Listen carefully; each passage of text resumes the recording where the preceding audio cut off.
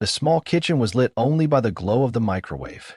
He sat silently in the dark, staring at an unpaid electric bill, a cold cup of coffee, and listening to the TV echoing from the living room, where his wife, Gota, had been lying on the couch since morning.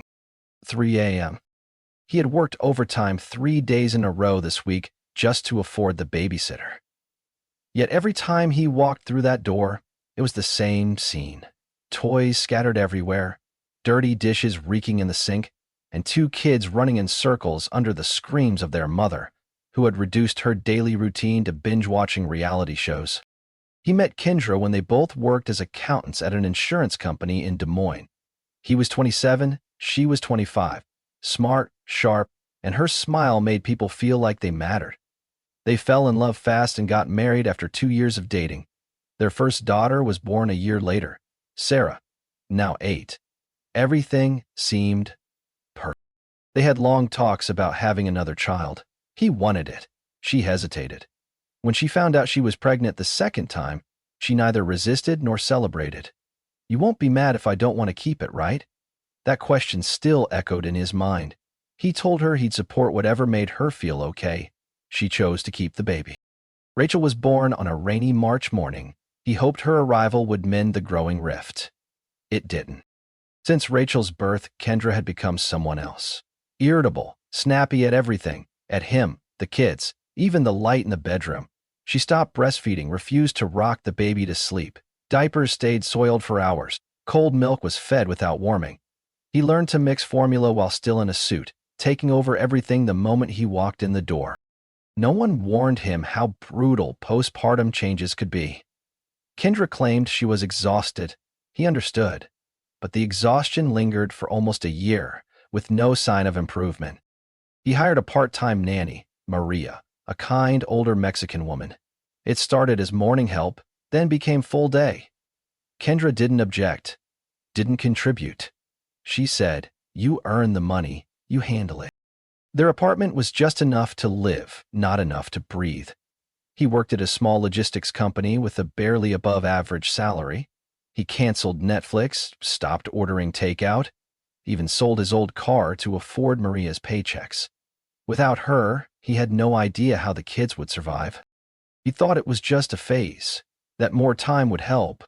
But 6 months passed. Kendra still slept in until 11 a.m., still wore yesterday's pajamas. Sarah began asking questions he couldn't answer. "Why doesn't Mom ever take us out anymore? Is she mad at me, Dad?" He'd stayed silent far too long.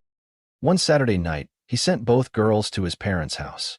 When he came back, Kendra was on the couch watching TV, snack bag in hand, legs resting on the coffee table, right on top of his household budget notebook. He sat down across from her. "We need to talk." She didn't look at him, just kept chewing. "Money talk again. I'm tired of it. It's not just money, it's the kids, the house.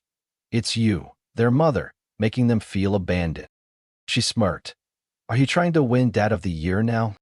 "No, just the only adult in this house still trying." She turned to him, eyes cold. "If you're so capable, why don't you just raise them by yourself?" At that moment, he realized things had changed irreversibly. He wasn't speaking to fix it. He was clearing the path for what had to come. And that night's conversation was only the start. Kendra stood abruptly, as if personally insulted. The snack bag hit the floor, spilling everywhere. "Who the hell do you think you are? You make a few bucks and think that gives you the right to call me a bad mom?" He kept calm.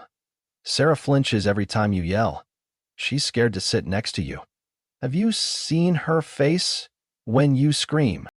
Her face twitched, then froze over. "Don't bring the kids into this. I've raised them since birth. You just run away to work." "No, Kendra, I work so we have a home, so our kids have milk. You stay home, but don't parent, don't clean, don't do anything." She laughed dryly. "Metal scraping glass. You're just a loser who can't afford a wife, now playing house manager." He clenched his fists. "Then tell me, what should I do? Apologize for not being rich like the TV guys you fantasize about? Or sorry for wanting you to play with your kids for 1 damn hour?" Her stare drifted. "Get out of my sight," she snapped. then shoved him hard with both hands. His back hit the glass coffee table. The sound of shattering echoed through the room, followed by searing pain. He lay still for a few seconds, chest tightening. Blood trickled from a cut on his arm. Kendra stepped back, stunned. "Oh, God." He didn't respond. Tried to sit up, but the pain made him tilt sideways.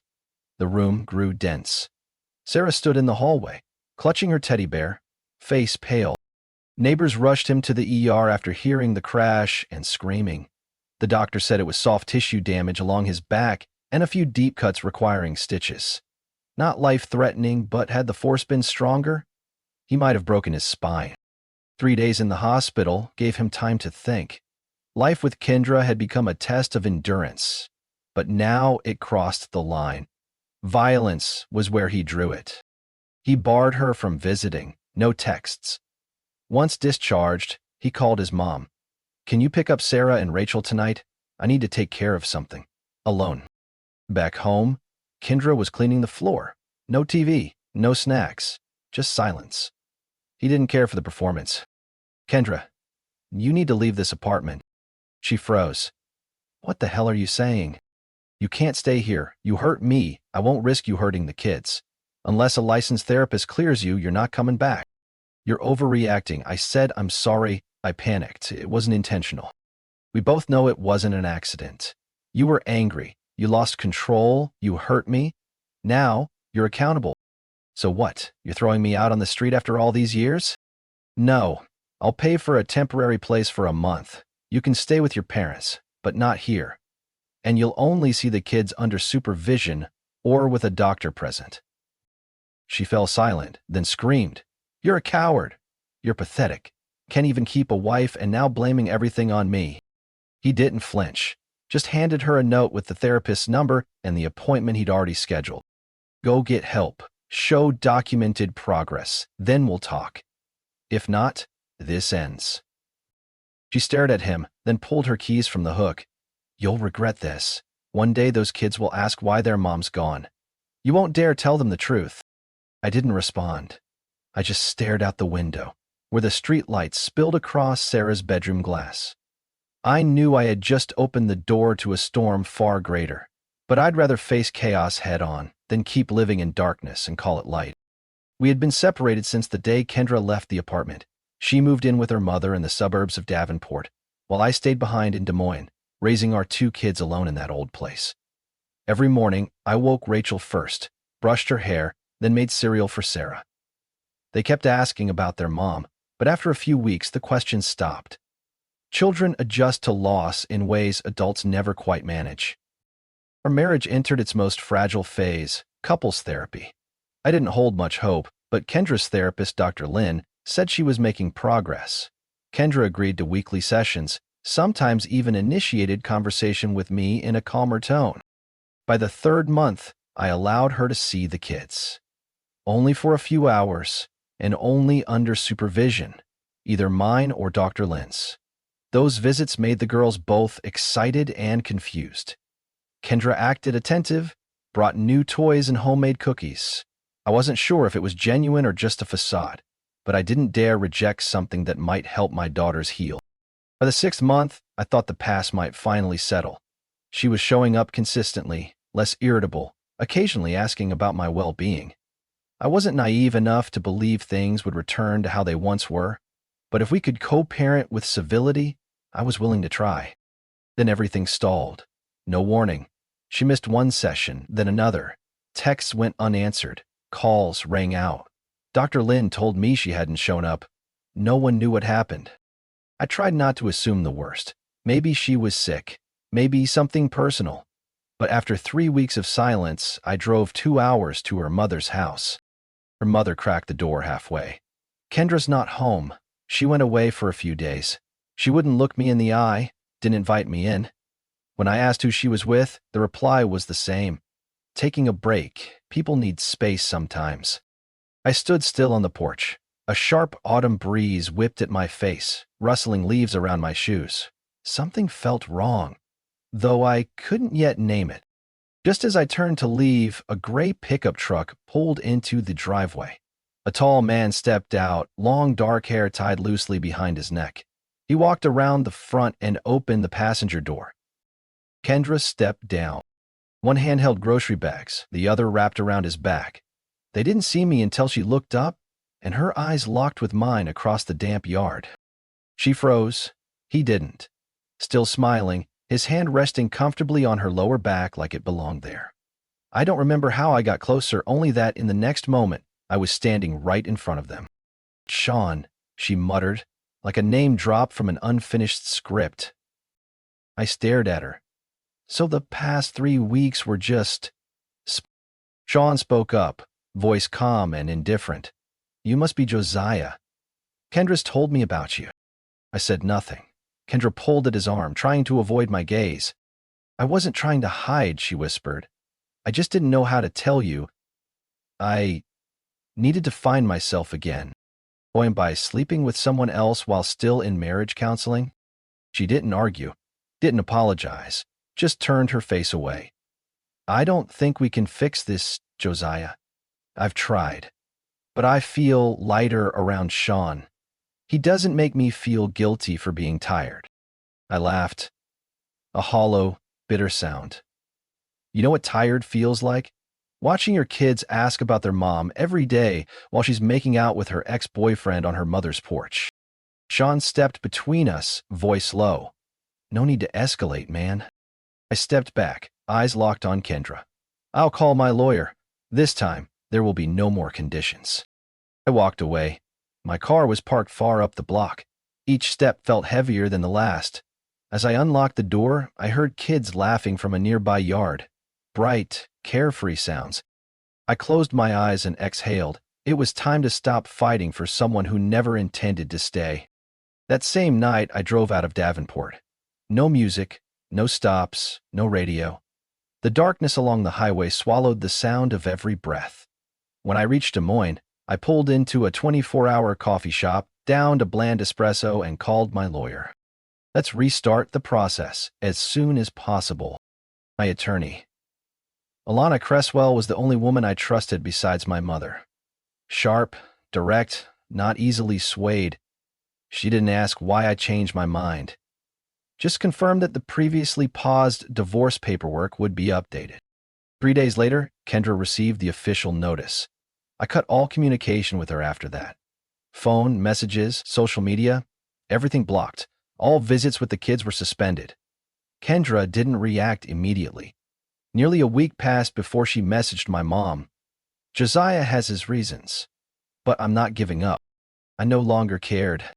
We were summoned to court on a Tuesday morning at the Polk County Family Mediation Center. Cold room, worn leather chairs, sliding glass doors hissing from wind seeping through the gaps.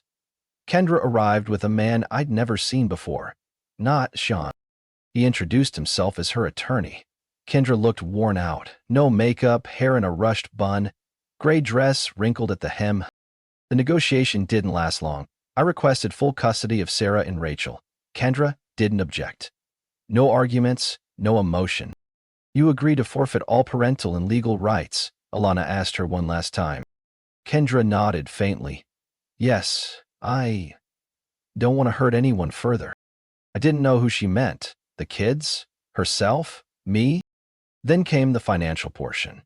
Despite having abandoned the marriage and cheated, Kendra requested monthly alimony, claiming she had no steady income after therapy.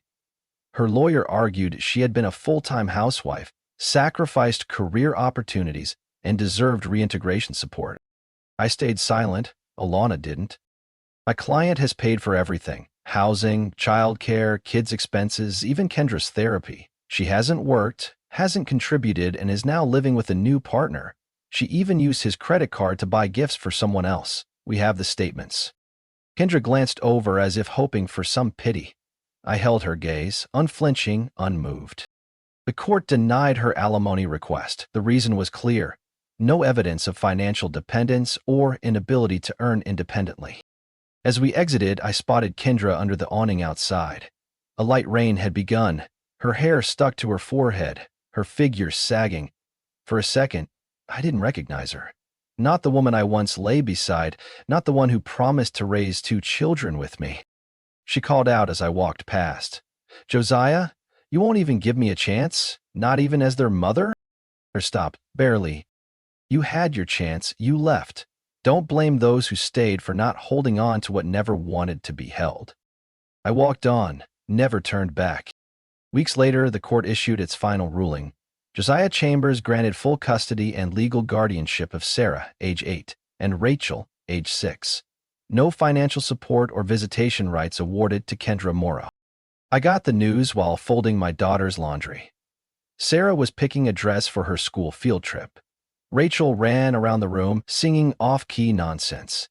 In that peaceful moment, I felt something I'd never known during my marriage to Kendra. Control. Not about controlling others, but about reclaiming control of his own life. No more fearing the night his daughter might burst into tears from screaming behind the wall. No more hesitation at the front door, wondering whether his wife would be watching TV or flipping the coffee table again. Nothing came easy.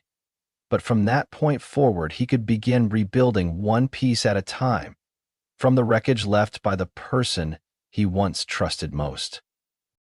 Monday morning began with the smell of burnt muffins from the oven. Rachel, now 11, fumbled with the mixer, her face scrunched like she was solving a calculus problem. Sarah came downstairs, hair in a lopsided ponytail, holding the jacket she had tumble-dried late the night before. "Dad, Rachel forgot the baking soda again," Sarah called out from the kitchen. He stepped away from his laptop and walked over. On the table, breakfast sat half-finished. Sunlight filtered through white curtains and shimmered across a family photo hanging near the door. Kendra's face wasn't in it. Just him and the girls, bright, at peace. It had been 5 years since the final court hearing. They moved out of the old apartment and into a house with a backyard and a white fence in West Des Moines. Not large, but enough for Rachel to raise 2 rabbits and for Sarah to grow lavender. His job changed, too. After a promotion to mid-level management at a logistics firm, he moved into a training advisor role. Better hours, better pay. His parents relocated to the neighboring community 3 years ago. They weren't young anymore, but their spirits were steady as oak. Every Thursday afternoon, his mother came by to cook chicken and mushroom soup, while his father drove Rachel to piano class. He never asked. They volunteered. Once, his mom said, "As long as you don't let your heart harden, we've already won." He didn't ask what she meant. He just silently watched his dad, beaming, as Sarah kicked a soccer ball across the backyard. Both girls were thriving. Rachel was quieter, often journaling or reading alone in her room. Sarah, more energetic, loved to draw and dreamed of being an architect someday. Despite their differences, they were fiercely close. A bond he prayed would never be broken. Their routine remained structured. Every night, he read to Rachel before bed. Sarah, now older, often stayed up on the porch with him, chatting about school, friends, and sometimes her thoughts about her mother. He never badmouthed Kendra. He simply told the truth, just enough for them to understand that some choices, once made, carry lasting consequences. They no longer spoke much about Kendra. Maybe the memories had faded, or maybe they had simply accepted reality. Occasionally, when someone mentioned Mom, he saw Sarah pause for a beat. But then she'd smile, change the subject, as if to say, "Let's not dig that hole, Dad." Everything seemed steady, not perfect, but calm. Until one afternoon, just after he left Rachel's parent-teacher conference, his phone started vibrating non-stop. "Caller ID, Mom." He picked up. Her voice was rushed. "Josiah, can you come home right away? Someone came by. It's Kendra." He froze. A chill raced down his spine. "Where is she?" he asked, gripping the wheel. "Right outside your house, with a little boy, about 3 years old." He asked nothing more. The drive home felt longer than ever, though it only took 10 minutes. His heart pounded like climbing a steep hill. Questions collided in his head. Why was she back? Who was the boy? What was she trying to do? When he arrived, Kendra's car was already gone. On the porch was a crumpled note scribbled in messy handwriting. "I need to talk. Just once." He crushed the paper and tossed it into the trash bin by the gate, then sat on the front steps. Laughter from inside drifted out. His daughter's playing. He leaned his head back and stared at the darkening sky. Everything he'd built, career, home, parenthood, now stood behind a cracked open door as the past tried to slip through with the scent of stale cigarettes and lies. Nothing about this journey was simple. He had learned that over nearly a decade. But now, he had also learned something else. Not everyone who knocks deserves to be let in, even if they once lived here. The doorbell rang just as he folded Sarah's hoodie. Still focused on the laundry basket, he walked to answer, wiping sweat from his forehead. When the door opened, it felt like time had reversed to a chapter he thought long buried. Kendra stood there. Her dark brown hair fell over one eye, cheeks sunken, but her eyes still carried that familiar glint that once drew him in. Beside her stood a small boy, about 3, scrawny, curls tangled like yarn. "Hi," Kendra spoke, her voice trembling. She clutched the boy's hand as if it were her only permission to stand there. He kept his voice even. "What are you doing here?" I don't know where to start," she said, eyes down. "Can you give me a few minutes?" He stared at them. The boy hid behind her leg, glancing up like someone already too used to uncertainty. His shirt had a milk stain, shoelaces untied. A tiny hand clenched the edge of her coat. "Is that your son?" he asked, still blocking the doorway. She nodded. "His name is Eli. He's mine and Sean's. But Sean's gone. And now you come back here like this is all still yours to choose?" Tears streamed down her cheeks. She pulled Eli closer, her voice cracking. "I was wrong. I was so wrong. I threw everything away for something shallow. I just want to make it right. By showing up at my door with a child who has nothing to do with me asking to come back? Not as a couple," she sobbed. "Just to be part of Sarah and Rachel's lives. As their mom, even from afar. I'll do anything." He gripped the doorframe. "You gave up your rights 5 years ago. You signed the papers. The court revoked your guardianship. You can't come back across this threshold." Kendra collapsed to her knees. Eli clung to her, whispering something he couldn't hear. She looked up, eyes red. "Josiah, I'm not asking you to forgive me. Just let me try again. I've been in therapy. I got a job. I'm not the same. Please." He drew a deep breath, his chest tight. Visions of Rachel burning with fever, of Sarah whispering questions about their absent mother, flashed behind his eyes. He leaned down, voice dry. "I don't hate you anymore, Kendra. But you're not part of this family. You're a stranger to my kids. You walked out of their lives. You don't get to return just because you've run out of places to go." She opened her mouth to speak, but he raised his hand. "I'm not calling the cops today, but if you come back, I'll do whatever it takes to keep my kids safe from the chaos we left behind. You are not to stand on this doorstep again. Clear?" Eli tightened his grip around her neck, panic in his eyes as she covered her face and cried.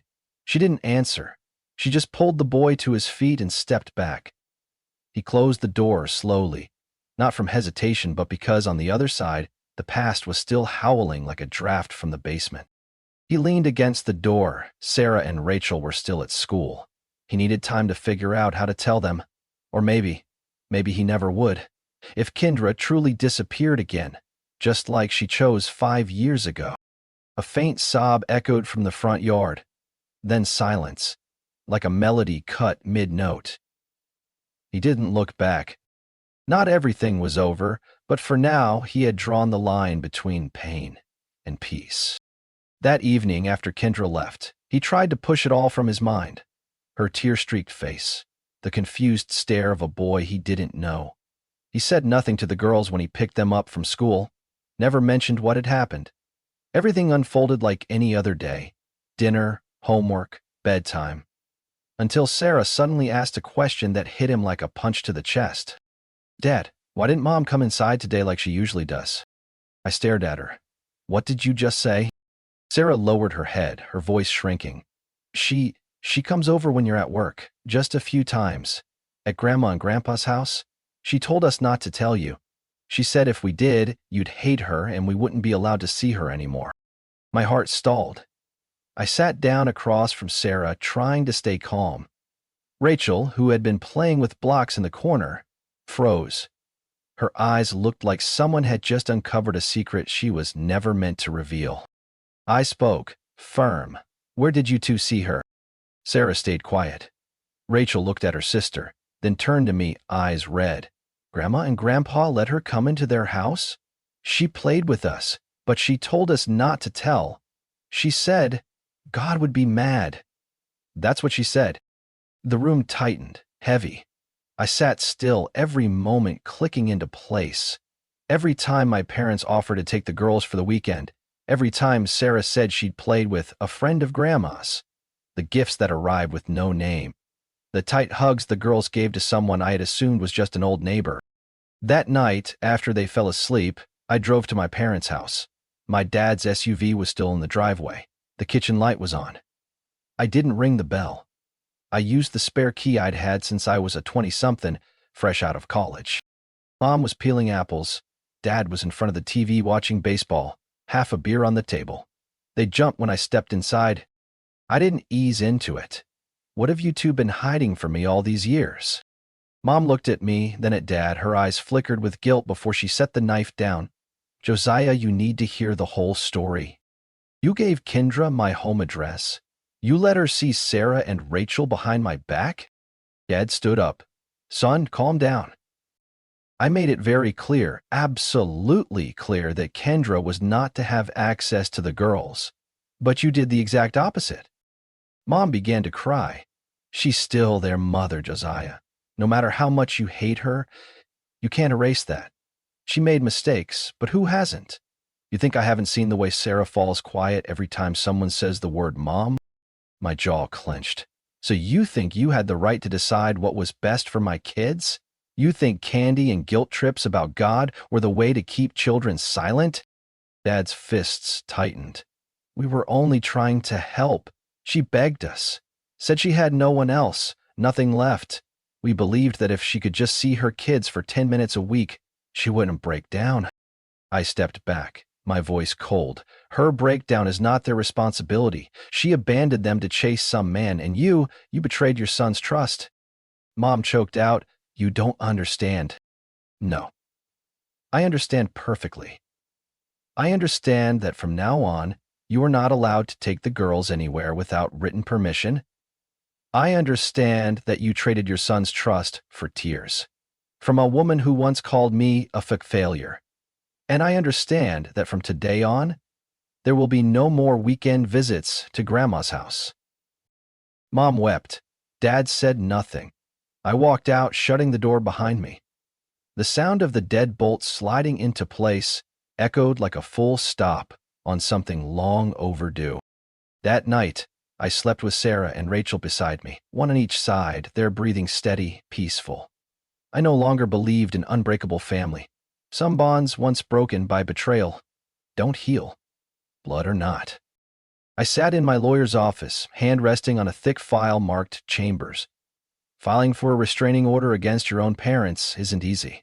But at that point, I had no choice.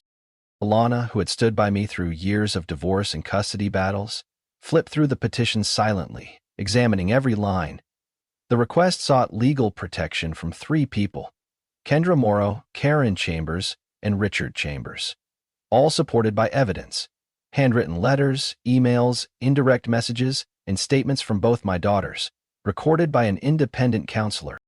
I'll file this tomorrow morning, Alana said, eyes on her screen. The grounds are solid.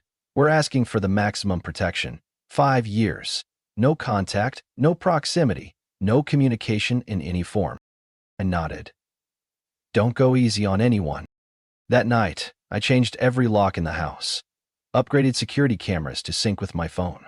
Motion sensors in the yard now triggered floodlights. The house no longer felt like a home. It felt like a fortress. But that was the cost of protecting my kids from people who didn't respect boundaries.